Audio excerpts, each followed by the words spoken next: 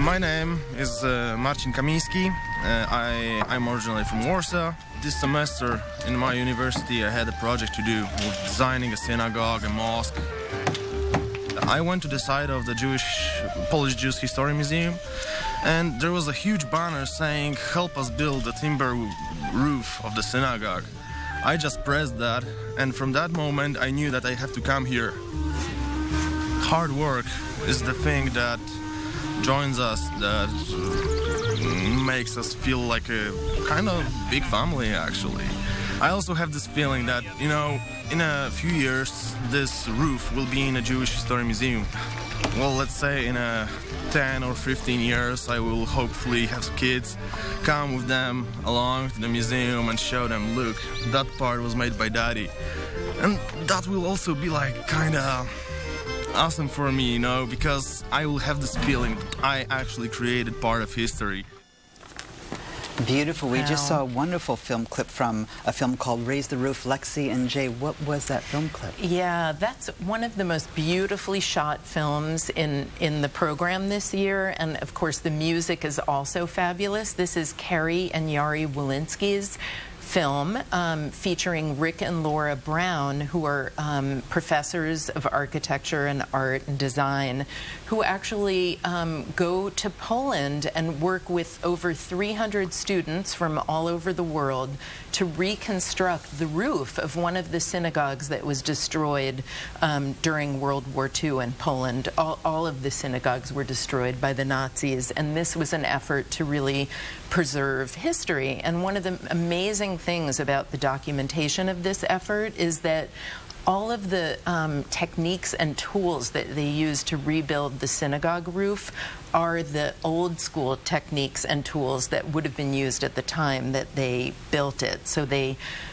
create all of their own dyes, they hand paint sections of the roof. It's just a really beautiful film, and both directors and the subjects of the film will be here, and this is going to be our Palo Alto opening night film. It's going to play in San Francisco as well, but this will be the opening night for Palo Alto on July 26th.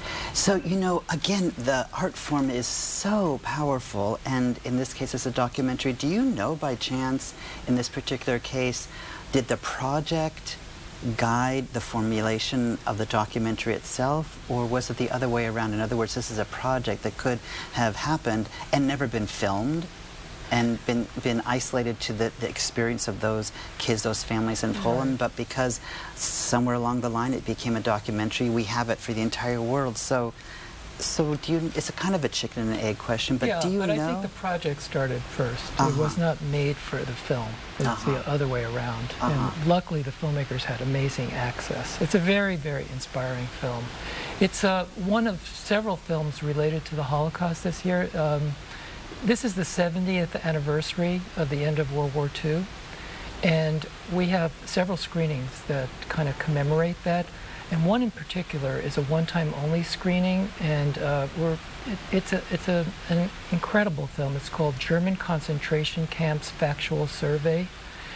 And this is a film that was supposed to be released in 1946 and shown to the Germans to see just what happened, like confront them with what happened. But it was shelved right before it was to be released because they felt at the time that the Anglo-German relationships were more important, to kind of put that in the past and not dredge it up. But this is a film that Alfred Hitchcock actually consulted, edited on, and what they did is the British Imperial War Museum put together the film in its original form. The last reel was reconstructed from notes, and so it's the first time this film is being screened. It's a very harrowing film. It's a very disturbing film, an extremely important film. And when will it be screened? This is going to be on Sunday, July 25th, right? I think 6th. so. 6th in San Francisco. In San Francisco. at the Castro. There'll also be a follow-up discussion at Congregation Shahar Zahav for people who want to talk about it afterwards. Oh, good. And people can get that information in the catalog and on the website. We're going to take another just quick break and come back here on Mosaic to continue our conversation about the Jewish Film Festival.